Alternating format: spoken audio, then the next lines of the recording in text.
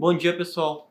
Meu nome é Matheus, eu sou de Manaus, natural de Manaus, fiz graduação em Biologia na Universidade de Newton Lins, mestrado em Entomologia, que é o estudo dos insetos, aqui no Instituto Nacional de Pesquisas da Amazônia, o INPA, e atualmente eu faço doutorado aqui também com Entomologia. E no mestrado eu conheci um grupo de animais incríveis, que eu me apaixonei, e eu comecei a me aprofundar mais neles, que são as moscas e os mosquitos. Esses animais correspondem a uma ordem conhecida como Ordem Diptera. Essa ordem foi criada pelo Linneu, né? Para quem não conhece, foi um grande biólogo que organizou e classificou os animais, criou o Código de Nomenclatura Zoológica, tanto para os animais quanto para as plantas. E Linneu nomeou essa ordem, fazendo menção a que todos os dípteras, todas as moscas e os mosquitos, só possuem um par de asas, diferente da maioria dos insetos que possuem 2 pares de asas.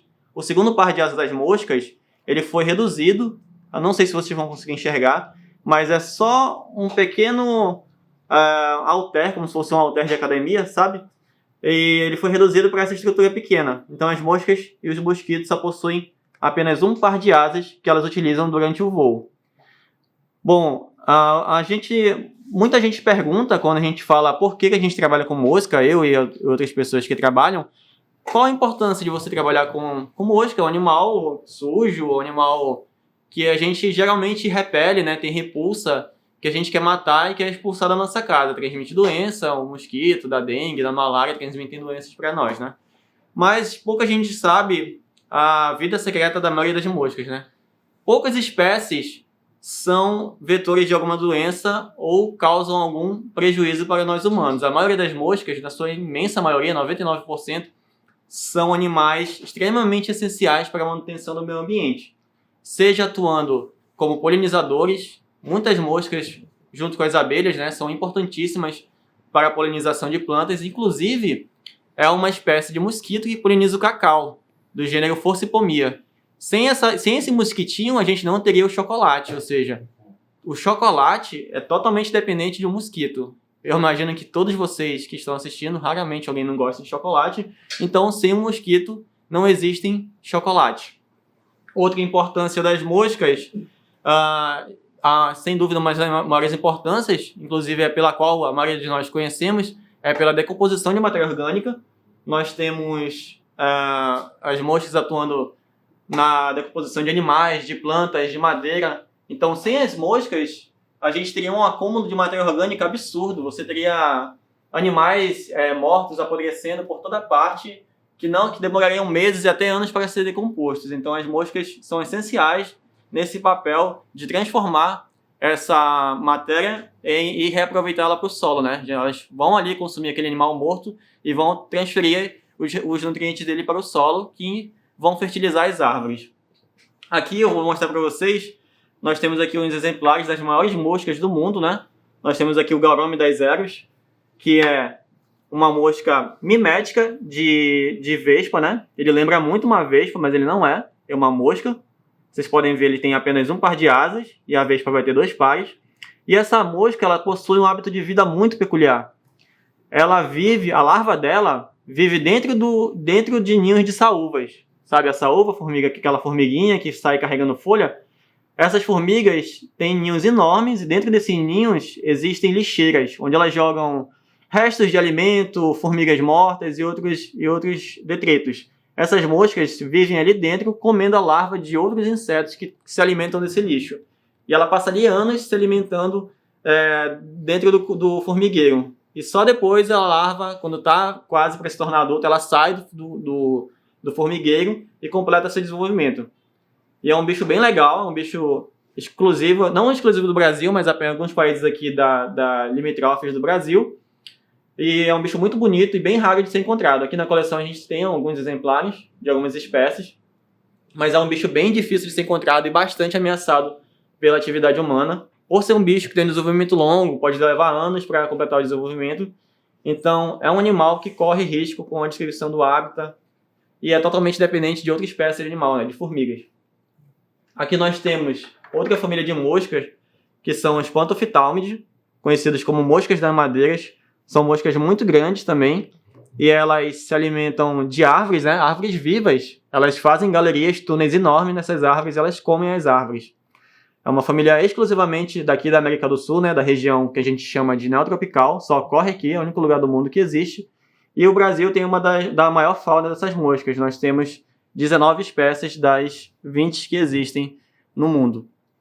Aqui nós temos uma mosca da família Asilidae, é uma mosca predadora, diferente dessa que comia madeira e dessa que vivia em ninhos de formiga. Nós temos uma mosca aqui agora que é predadora, ou seja, ela atua no controle populacional de outros insetos. E ajuda, né? Para quem geralmente a gente fala em cultivo, quando a gente fala em grãos, etc., nós temos grandes áreas e geralmente as pessoas não deixam a floresta de pé, né? Ao redor desses cultivos, que seria ideal para a manutenção dessas espécies de animais que atuam no controle de insetos que podem se tornar pragas, que podem causar prejuízo para nós. E essa mosca é bem legal, que além de ser predadora, ela imita uma abelha. Ó. Existe uma abelha que tem esse mesmo padrão de coloração das asas, do abdômen, e ela, além de ser predadora, ela tenta imitar uma abelha para que nenhum outro inseto, nenhum pássaro, o pássaro vai ver esse bicho, vai ver a coloração dele, vai achar que é uma abelha e vai evitar de pegar ele, pensando que vai levar uma ferroada, pensando que vai se machucar. Então essa é uma estratégia evolutiva que as moscas utilizam muito, como vocês viram aqui nos Mídide também, né, que lembram bastante vespas, justamente para tentar se defender. Outra importância, sem dúvida, uma das principais das moscas, foi através delas que em 1910 o Thomas Morgan, foi um doutor da Universidade de Columbia, nos Estados Unidos, ele começou a criar, ele fundou, né, a famosa Fly Room, talvez vocês vão ouvir falar disso no ensino médio, onde foram desenvolvidos os principais estudos genéticos do mundo. Lá foram feitos muitos estudos com hereditariedade. E por quê? Que as moscas foram essenciais nesse papel. O Thomas usou como exemplo a Drosophila melanogaster. Acho que vocês já viram essa mosquinha, ela é bem comum quando sua banana está ali, aquela banana está apodrecendo, tem alguma fruta apodrecendo, começa a aparecer várias mosquinhas. E essa mosquinha, ela se reproduz extremamente rápido. Em 10 dias você tem um ciclo completo dessa mosca. Além disso, essa mosca possui 60% do genoma igual ao nosso, dos seres humanos, ou seja, é bem parecido com o nosso genoma, um bicho extremamente diferente, de um grupo de animal muito distante do nosso, mas ela possui 60% do nosso genoma. Então essas mosquinhas foram essenciais para a gente descobrir diversas doenças genéticas, doenças que eram passadas de pais para filhos, ou seja, doenças hereditárias, né? Porque nós tínhamos, em um mês você tinha 3 gerações de moscas. Você tinha o avô, os pais e os filhos das moscas vivendo todos juntos ali. Então você poderia acompanhar em um espaço de tempo muito curto como esses genes eram transmitidos de pais para filhos e assim sucessivamente pelas gerações. Então, sem as moscas, nós não teríamos conhecimento de diversas doenças como Alzheimer, câncer. Diversos tratamentos foram baseados principalmente utilizando moscas.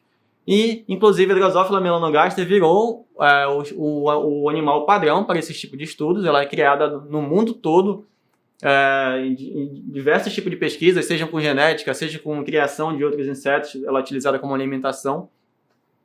E a Drosophila melanogaster é o animal que ganhou mais prêmios Nobel do mundo. Ganhou 6 prêmios Nobel devido aos estudos que foram realizados com elas.